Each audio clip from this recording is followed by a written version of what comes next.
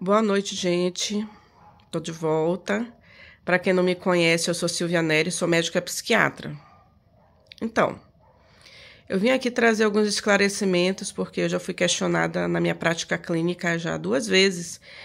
A primeira vez foi há 10 anos por uma colega psicóloga e a segunda vez foi semana passada por um outro colega psicólogo, que disseram o seguinte: olha, vocês, médicos, passam muita risperidona para criança. Então, a risperidona ela é um antipsicótico atípico. Ela é muito utilizada. A gente não usa muito o Aldol, a gente já quase não usa porque dá muito efeito colateral. Então, vem aí como primeira opção a risperidona, porque a gente usa muito no autismo, né, no TEA e no TDAH, transtorno de déficit de atenção e hiperatividade. Mas tem suas indicações. Porque assim, gente, a criança neurotípica, por exemplo, naturalmente, que é a que não teria nenhum transtorno mental, naturalmente ela é mais agitada do que o adulto. E conforme ela, pela própria imaturidade, conforme ela vai crescendo e ficando mais madura, ela vai ficando normal, menos agitada. Imagina a criança neurodiversa. A criança neurodiversa tende a ser mais agitada. Então, assim, nós não medicamos uma criança só porque ela é agitada. Entendeu? Nós indicamos atividade física, terapia ocupacional, acompanhamento psicopedagógico e o acompanhamento psicológico para modelar esse comportamento. Só que muitas vezes a agitação é tão intensa, de tal monta que não permite que a criança faça algum tipo de terapia, ou então que ela não sente para se alimentar, ou que ela não sente para conseguir estudar alguma coisa, ou então que ela não permita nem que faça a higiene muitas vezes, entendeu? Que corte as unhas, é difícil escovar os dentes.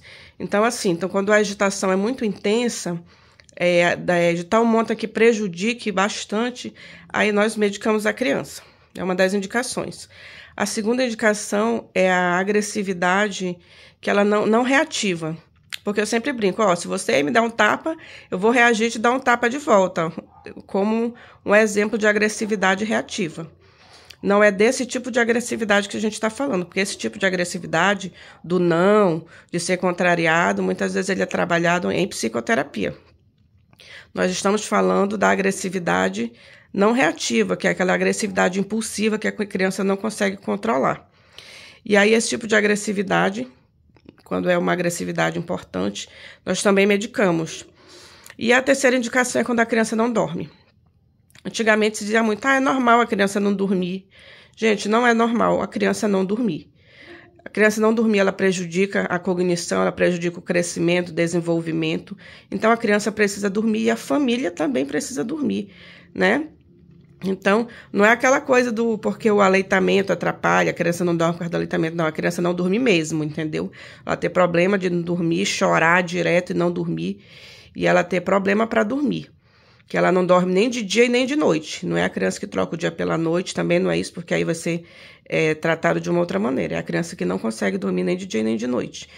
E isso tem que ser medicado, porque vai atrapalhar a liberação dos hormônios do crescimento, desenvolvimento, do ciclo sono-vigília, vai atrapalhar a cognição dessa criança, né, o crescimento. Então, a criança precisa dormir. Então, são as 3 principais indicações: a agitação intensa, a agressividade não reativa e a insônia importante, certo? Aí, uma outra coisa que foi questionada, porque e se a criança ela tiver alergia? Qualquer medicamento ele pode induzir alergia, né? E não existe um teste específico. O próprio teste, quando você faz um teste para ver se a pessoa tem alergia, ela pode induzir uma reação anafilática violenta, de tal monta que pode levar o indivíduo, a criança, ao óbito. Não existe. Então, a gente pergunta, tem alergia a algum tipo de medicação? Se não tiver, a gente passa a medicação. Se a criança desenvolver alergia, se ela surgir com algum tipo de urticária, algum tipo de alergia ou até mais grave, só suspender a medicação e orientar que esses familiares retornem com a criança para a consulta, para que essa medicação seja substituída ou tentada outra medicação. Em relação aos efeitos colaterais. Porque a senhora não fala dos efeitos colaterais da medicação? Gente, todos os remédios têm efeitos colaterais, todos. Até uma dipirona que a gente toma tem efeitos colaterais, entendeu? Então, nós não sabemos se aquele indivíduo, aquele organismo, ele vai desenvolver ali um efeito colateral mais benigno ou alguma coisa mais maligna, mais grave. Nós não temos como prever isso. E na psiquiatria existe uma coisa muito importante que é o efeito nocebo. Que é o quê? É você dizer para aquele paciente, olha, esse remédio pode causar isso, isso, isso, isso, e aquele indivíduo desenvolver todos aqueles efeitos colaterais que você falou que ele podia ter, só por conta que você falou que ele podia ter. Entendeu? Então, você induz no sujeito, você induz no indivíduo os efeitos colaterais, quando você diz para ele quais são os efeitos colaterais principais que ele pode ter.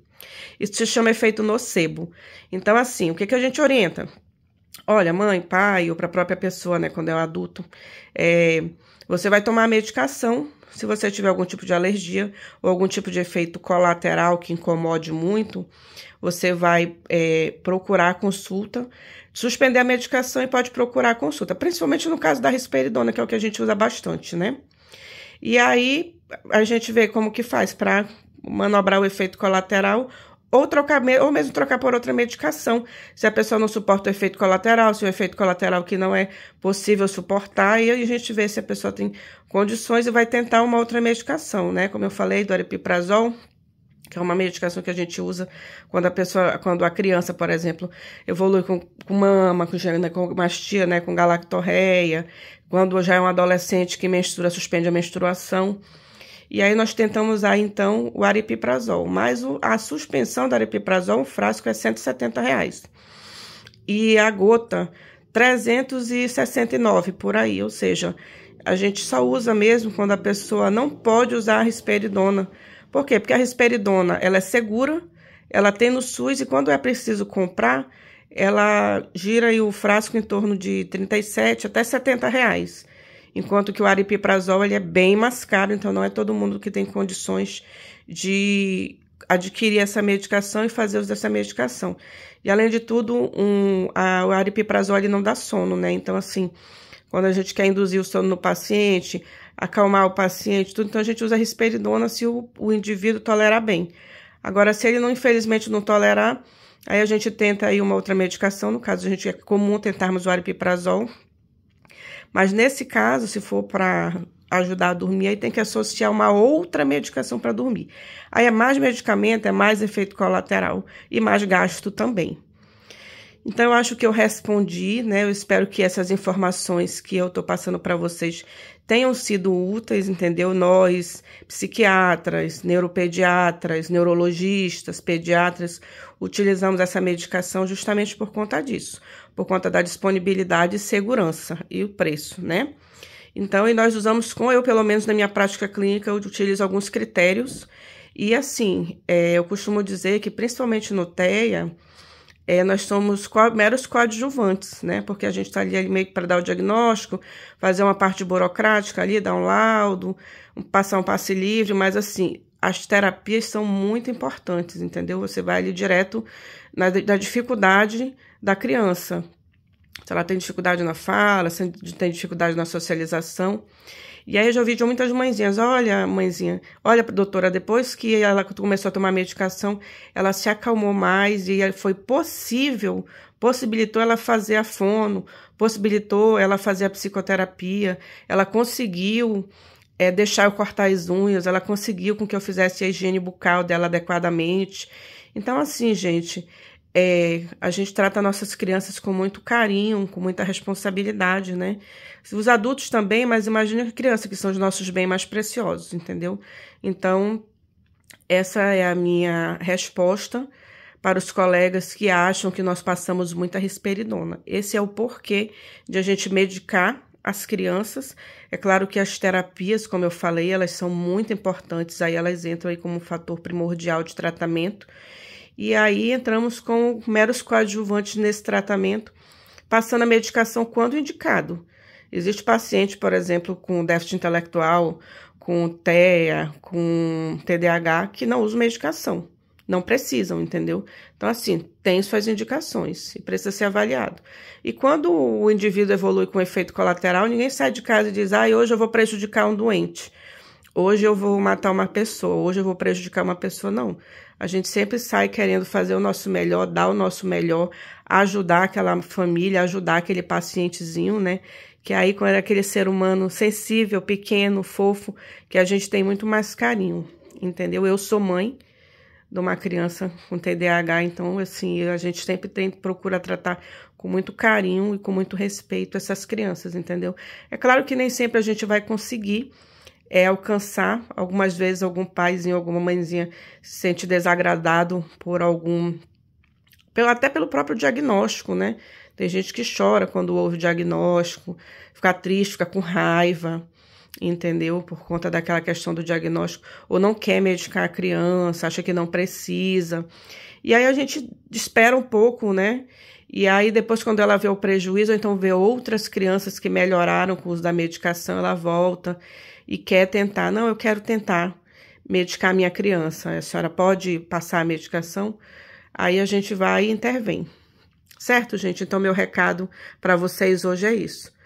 Por que a gente passa risperidona para criança? Tá bom? Um abraço a todos.